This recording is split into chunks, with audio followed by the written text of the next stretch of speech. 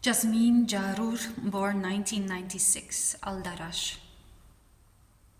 Our future in Gaza is obscure and unknown, like a calm volcano that can erupt at any second, as if we're on a boat without a captain in the midst of a raging sea. We go right and left, and no one knows where to lean. I hear that in other countries, childhood is sacred, and children live their lives without problems and fear.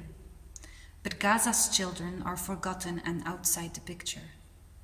They're the ones who feel the injustice the most, because society treats them like they're not kids. When it wants, it makes them adults, and when it wants, it returns them to being children. And most people deal with them like they're only bodies, not minds. When I see a child pedaling in the street or working in a shop, I imagine how the children of the world are playing, resting and feeling safe. Honestly, my heart breaks for them and sometimes I cry. Gaza has no tenderness and no childhood. A boy is born a man here and a girl is born a bride.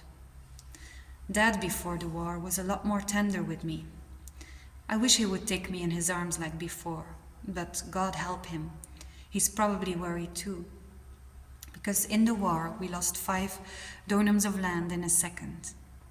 The field that's 60 years old was hit by a rocket from the Israeli army, which burned all the oranges in it. My father, my brother, and myself could have also died by that rocket, because we were close to the window.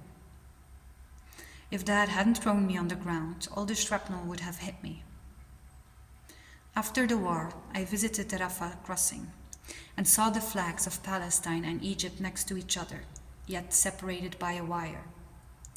I felt the difference between the two flags and that this wire is the border of this big prison that we live in.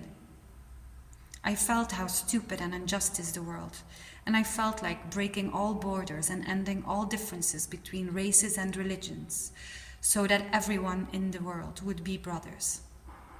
My dream became to live in a safe country, even in a small village, in a distant island at the end of the world.